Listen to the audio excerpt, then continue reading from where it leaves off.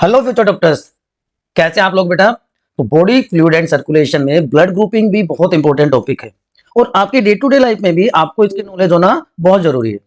तो आपने ये तो पढ़ा होगा कि ब्लड ग्रुपिंग का जो कंसेप्ट है ABO blood grouping concept was given by Karl Landsteiner, right. ये नाम आपने सुना होगा, लैंडस्टेनर का नाम। तो इन्होंने ABO ब्लड ग्रुपिंग का कंसेप्ट दिया बच्चों। लेकिन कुछ बेसिक्स मैं आपको बताऊं।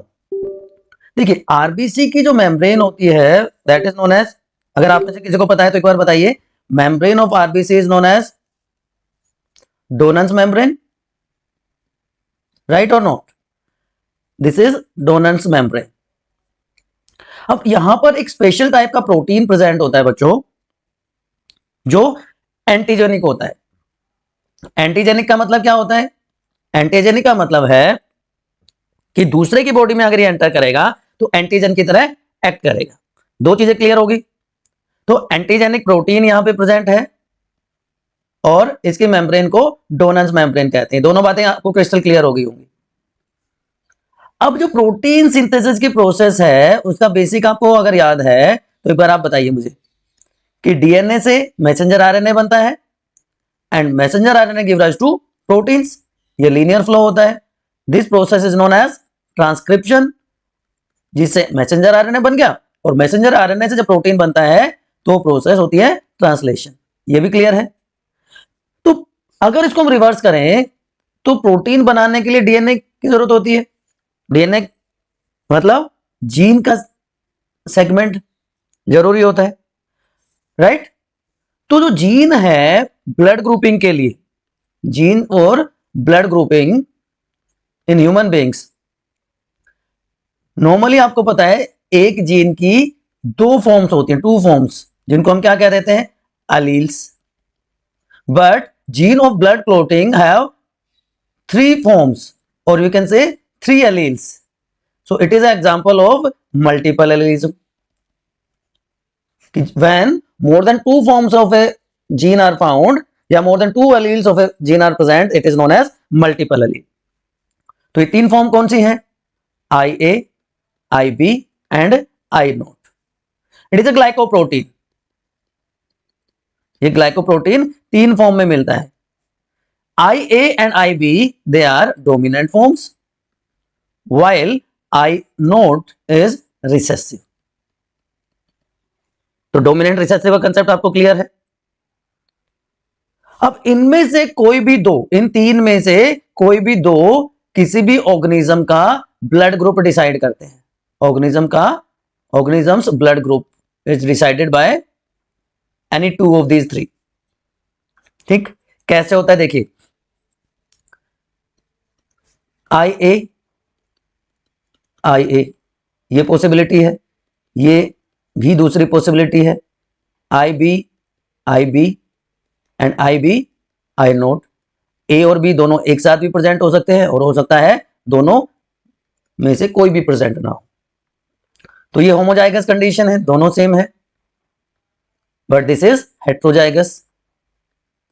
Similarly for B it is homozygous and it is heterozygous.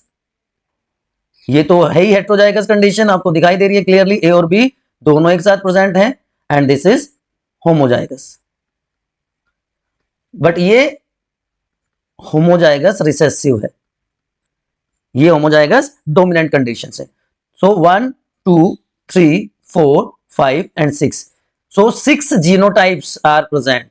Important है, 6 genotypes are present for human blood grouping, but both these IA and I naught, because जो डोमिनेंट है they can show their presence in homozygous as well as homozygous condition, heterozygous as well as homozygous condition. So blood group will be A.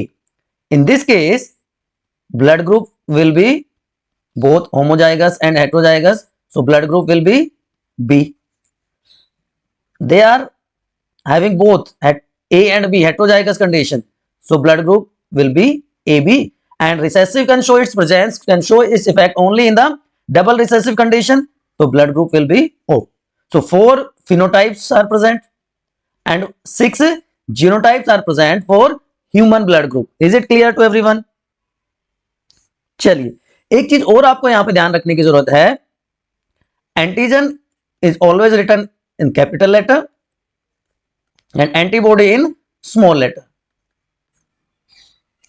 चलिए अब कैसे पता लगा सकते हैं, how we can find out that the particular individual has this blood group.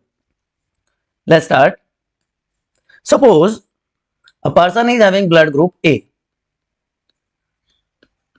Blood group A. So this is the RBC, and RBC have two things: protein, which is known as antigen, and in plasma antibody is present. Always remember, antigen is present on RBC surface and antibody is present in the plasma. So blood group is A, means antigen A is present here, but antibody will be B against it. Anti का मतलब against ही होता है, ठीक है. तो A एक protein है which is known as antigen A, and AB is antibody which is present in its plasma, right? Similarly, if a person is having blood group B, then what will happen? Same RBC. On the RBC surface, there will be antigen B, and plasma will contain antibody A. Is it clear? So foreign particle क्या होगा इसके लिए? इसके लिए पहले देखते हैं. For blood group ए, इसके लिए B will be foreign particle. Similarly, for blood group B, A will be the foreign particle. Similarly, if we look at blood group AB, if a person is having blood group AB, so AB blood group have both antigens A and B.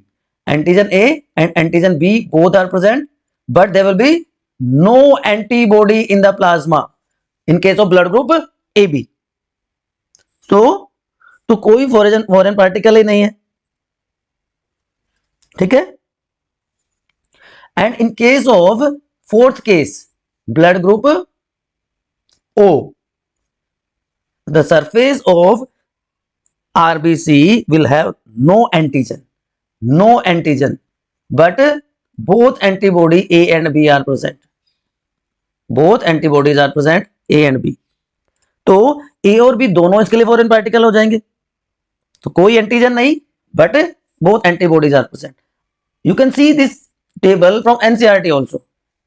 Blood group A, antigen on RBC surface A, against जो produce होगा that will be anti B. Similarly, blood group B, so B antigen on RBC surface and anti A in plasma. For AB blood group, there will be no antibodies. There will be no antibody. While in case of blood group O, both A and B acts as foreign particle. यही बात अभी तक हमने discuss करी है. कोई confusion है तो एक बार कमेंट सेक्शन में पूछ लीजिए. After that the question arises, which is known as universal donor and which is universal recipient. Donor और रेसिपिएंट क्या होता है?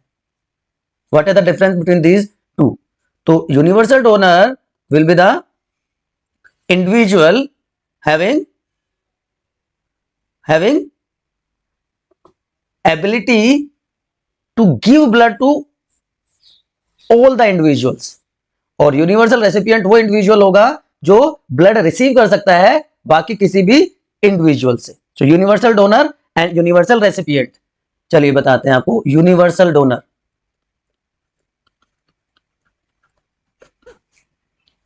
अब देखिए ये वो इंडिविजुअल है जो किसी भी ब्लड ग्रुप वाले इंडिविजुअल को ब्लड दे सकता है.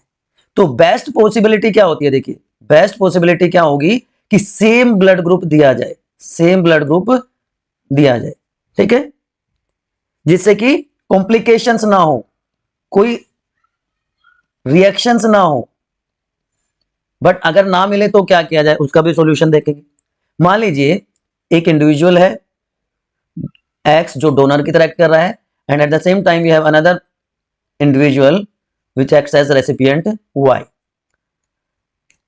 Donor is having blood group A, ठीक है। So RBC surface have antigen A and plasma will have antibody B. Is it clear to everyone? And the recipient also have blood group A. Donor blood group is A and recipient blood group is also A. So same situation will arise here. Antigen A and antibody B. So there will be no problem. Same blood group, best suited. क्योंकि antigen खुद का ही है तो foreign particle कोई है ही नहीं। लेकिन the problem arises if the person of same blood group is not available. तो क्या करेंगे, मान लीजिए एक दूसरा इंडिविजुअल है, डोनर का ब्लड ग्रुप अभी भी क्या है, ए है, और एंटीबॉडी यहां पे भी होगी, right. But the recipient is having blood group A B. Recipient का ब्लड ग्रुप हमने क्या मान लिया, ए बी। ए बी का मतलब क्या होगा कि एंटीजन ए है और एंटीजन बी भी है, दोनों प्रेजेंट है। Antigen A and antigen B both are present but there will be no antibody. तो A and B both antigens are present but there will be no antibody. So during transfusion what will happen? This antigen A will enter here and from plasma antibodies A and B will reach here. So this antigen A reacts with B and this B will react with A. Yes or no? So antigen antibody reaction will takes place. Antigen antibody reaction will occur. Proceed. उससे क्या होगा, it will rupture RBC, RBC gets ruptured. और जब RBC rupture हो गई बच्चों तो haemoglobin is also destroyed.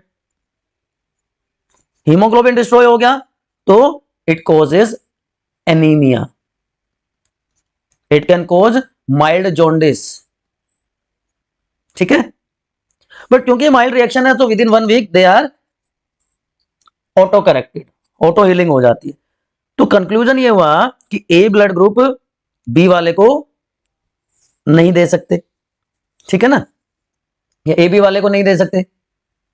आप देखिए ब्लड ग्रुप मान लीजिए हमारे इंडिविजुअल एक्स का ब्लड ग्रुप है क्या, मान लीजिए ओ, और जो रेसिपिएंट है उसका ब्लड ग्रुप हमने क्या मान लिया, बी। तो जब ये ट्रांसफ्यूजन होगा तो यहां पे no antigen but antibody both A and B are present. इसके पास क्या होगा, बी एंटीजन होगा और ए एंटीबॉडी होगी। यस और नो? तो जब ये यहां से ट्रांसफर होगा, प्लाज्मा से 2 एंटीबॉडी जाएंगी तो ये इसके साथ रिएक्ट करेगी। यस और नो? बट आपको ध्यान ये रखना है, आपको ध्यान ये रखना है कि यहां पे जो रिएक्शन होगी मिनिमम होगी, क्योंकि एंटीबॉडीज इतना विग्रस रिएक्शन नहीं करते, एंटीबॉडीज इतना विग्रस रिएक्शन नहीं करते, ये वेरी वेरी नेग्लिजिबल रिएक्शन होगी, क्योंकि यहां पे कोई एंटीजन नहीं है। तो एंटीजन कॉजेज रिएक्शन मेनली, ठीक है। तो इसीलिए O is known as universal donor, इसलिए O को हम क्या कह देते हैं, यूनिवर्सल डोनर कह देते हैं। अब यूनिवर्सल रेसिपिएंट क्या होगा, उसको कैसे डिसाइड किया जाएगा, एनी आइडिया? अब आपने ये सुना होगा कि ए बी को हम यूनिवर्सल रेसिपिएंट कहते हैं। चलिए देख लेते हैं, ए बी यूनिवर्सल रेसिपिएंट है, ये हमारा रेसिपिएंट है जो किसी से भी ब्लड ले सकता है। तो मान लीजिए it receive blood from A, blood group ए, तो इसके ऊपर एंटीजन ए है, एंटीबॉडी बी, ठीक। दूसरा केस हम ले लेते हैं, ये ब्लड ग्रुप बी वाले से ब्लड लेता है, इसके ऊपर एंटीजन बी, एंटीबॉडी ए। और तीसरे केस में it receive blood from the O, ठीक है, no antigen but both antibodies are present, ठीक है। तो अगर ये ए से ब्लड लेता है तो क्या होगा, ए से जो एंटीजन आया तो ऑलरेडी उसके पास एंटीजन ए है, तो ये तो उसका खुद का हो गया।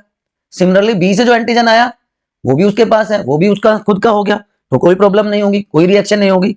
और ओ के पास तो कोई एंटीजन है ही नहीं बेचारे के पास, ओ के पास तो कोई एंटीजन ही नहीं है, तो there will be no reaction, that's why A B is known as universal recipient. बात समझ में आ गई बच्चों, सिंपल था। चलिए प्रॉब्लम अब आती है कि अभी तक आपने ये तो बात करी नहीं सर कि ए पॉजिटिव क्या होता है, बी पॉजिटिव क्या होता है, ए नेगेटिव क्या है, बी नेगेटिव क्या है, ये तो बहुत कॉमन हम सुनते हैं। यस, तो इसके लिए आपको पता होना चाहिए आरएच फैक्टर, ये हमें डिस्कस करना पड़ेगा। देखो जैसे ए और बी एंटीजन है, ठीक है, या हम कह सकते हैं प्रोटीन्स हैं, RH factor is also a protein, ठीक है बच्चों, RH factor is a protein which is controlled by gene D, controlled by gene D, and this gene D in homozygous dominant and heterozygous condition produce RH factor, या हम कह सकते हैं कि then it is known as RH positive। Clear, D सबसे prominent है heterozygous और homozygous condition में।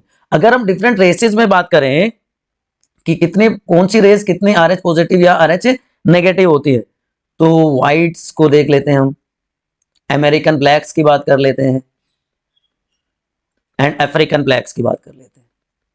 अगर इन रेसेस में अगर हम देखें RH पॉजिटिव और negative, so 85% of white people are having RH factor present, जबकि अमेरिकन ब्लैक्स में ये नंबर 95% है and African blacks are 100% RH positive, ठीक है, ये चीजें क्लियर होगी। अब अगर हम इसको कंपेयर करें ए बी एंटीजन के साथ, तो जो RH फैक्टर है बच्चों, RH factor is very strong antigen, very strong antigen, तो जो इसकी रिएक्शंस होंगी, रिएक्शन भी बहुत विग्रस होंगी, बहुत फास्ट होंगी, वेरी फास्ट, वेरी विग्रस, ठीक, याद रहेगा। चलिए, and it is also present on surface of RBC. अब ये कैसे काम करता है देखिए, suppose a person is having blood group A, person का ब्लड ग्रुप क्या है, ए है। अब हमें पता है कि ए ब्लड ग्रुप वाले के पास क्या है, एंटीजन ए है, ठीक, एंड एंटीबॉडी बी है, राइट, यस और नो, यस और नो, आप बताइए एक बार कमेंट सेक्शन में। अब ये दूसरा हम ए ले लेते हैं, इस पे भी एंटीजन प्रेजेंट है, इस एंटीजन को हम क्या करें, RH, RH इसमें प्रेजेंट है और एंटीजन ए भी प्रेजेंट है, दोनों प्रेजेंट है, और यहां एंटीबॉडी बी है प्लाज्मा। तो अगर ये जिसमें RH नेगेटिव नहीं है, ये इससे ब्लड लेगा तो क्या होगा, इसमें RH इसके साथ एंटर करेगा, एंटीजन RH आएगा इसमें, जो कि बहुत विग्रस रिएक्शन शो करेगा, अभी हमने बताया था बहुत फास्ट रिएक्शन शो करेगा, क्योंकि इसके लिए फॉरेन पार्टिकल है। इसका मतलब RH पॉजिटिव तो यूनिवर्सल डोनर हो नहीं सकता, है ना बच्चों, RH पॉजिटिव तो यूनिवर्सल डोनर नहीं हो सकता, इसका मतलब RH negative will be universal donor. ये बात समझ में आ गई, RH negative will be universal donor, ठीक है। कैसे, O का एग्जांपल लेके देख लेते हैं, हमें पता है O यूनिवर्सल डोनर है। O के केस में क्या है बताइए, O के केस में अगर ब्लड ग्रुप O है तो कोई एंटीजन नहीं होता, no antigen on RBC surface, but antibody दोनों प्रेजेंट है।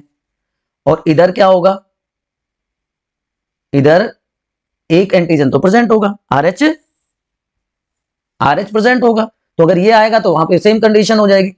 तो इसका मतलब ये अगर ट्रांसफर करेगा तो कोई एंटीजन कैरी नहीं करेगा, ये कोई भी एंटीजन कैरी नहीं करेगा। रेसिपिएंट के पास RH नहीं जाएगा, ठीक है। तो यूनिवर्सल डोनर क्या हो गया, O नेगेटिव। बात समझ में आ गई? क्यों? क्योंकि ये कोई भी एंटीजन लेके नहीं जा रहा, ना A ना B ना RH in body of recipient. Universal recipient कौन होगा फिर? ये बहुत बड़ा कंफ्यूजन होता है, और as a science student, as a biology student आपको ही पता होना चाहिए। तो यूनिवर्सल डोनर कौन हो गया, O नेगेटिव। अब आप सोच रहे होंगे यूनिवर्सल रेसिपिएंट भी कौन होगा, AB नेगेटिव। चलिए पता लगाते हैं। AB का मतलब दोनों एंटीजन है, एंटीजन A भी है, एंटीजन B भी है, but there is no antibody. ये ऐसा ही होता है, AB के केस में ऐसा ही होता है, कोई एंटीबॉडी नहीं। और O के केस में क्या था, एंटीजन नहीं था, एंटीबॉडी थी। लेकिन यहां पे क्या है, एंटीबॉडी नहीं है और एंटीजन दोनों है, ठीक। चलिए हमने मान लिया।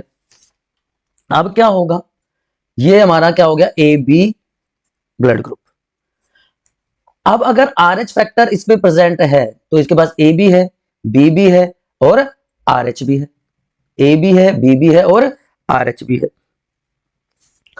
अब अगर ये ब्लड लेगा किससे,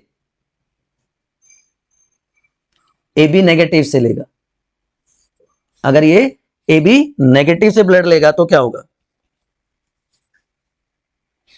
सॉरी AB पॉजिटिव से ब्लड ले रहा है तो क्या होगा, इसके साथ तो RH आएगा, RH आएगा तो फॉरेन पार्टिकल हो गया, तो प्रॉब्लम क्रिएट हो जाएगी, है ना। अगर मान लो ये A वाले से ले रहा है RH, A पॉजिटिव से ले रहा है तो भी क्या होगा, इसके साथ भी RH आएगा। A नेगेटिव से ले, सॉरी B पॉजिटिव से ले रहा है तो भी उसके साथ RH एंटर करेगा। या इनडायरेक्टली हम क्या कह सकते हैं, इसको तो करना क्या है, इसको सबसे ब्लड लेना है, इसको सबसे ब्लड लेना है, तो इसके पास सारे के सारे एंटीजेंस प्रेजेंट होने चाहिए। इसके पास A भी होना चाहिए, इसके पास B भी होना चाहिए और इसके पास RH भी होना चाहिए। इसका मतलब यूनिवर्सल रेसिपिएंट कौन सा होगा, AB पॉजिटिव। बात समझ में आई कि भाई इसको A पॉजिटिव से भी लेना है, इसको B पॉजिटिव से भी लेना है, या सिंपल आप A से मान लीजिए B से भी लेना है और A पॉजिटिव से भी लेना है और B पॉजिटिव से भी लेना है, O पॉजिटिव से भी लेना है। तो इन सबके पास क्या है, RH फैक्टर है। इसका मतलब यूनिवर्सल रेसिपिएंट कौन सा होना चाहिए, जिसके पास A B और RH तीनों के तीनों एंटीजन प्रेजेंट हो, जिससे कोई भी चीज उसके लिए फॉरेन ना हो। बात समझ में आ गई? तो यूनिवर्सल रेसिपिएंट क्या हो गया, AB पॉजिटिव। यूनिवर्सल डोनर कौन सा हो गया, O नेगेटिव। बात समझ में आ गई बच्चों? कोई कंफ्यूजन, कोई समस्या, कोई इफ बट? पक्का कोई समस्या नहीं है? चलें आगे। इसके बाद हम बात करेंगे बच्चों एक स्पेशल कंडीशन की, केस स्टडी है एरिथ्रोब्लास्टोसिस फिटलिस। ये कंडीशन होती है व्हेन जैसे ABO ब्लड ग्रुप की इनकम्पेटेबिलिटी होती है।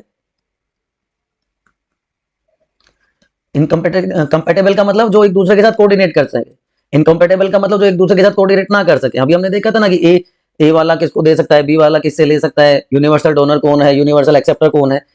इसी तरह RH फैक्टर के केस में भी इनकम्पेटेबिलिटी होती है। So this is classical example of RH factor incompatibility. और हमने ऑलरेडी बात करी है, RH फैक्टर जो है ज्यादा विग्रस, ज्यादा सीवियर रिएक्शन शो करता है, ठीक है।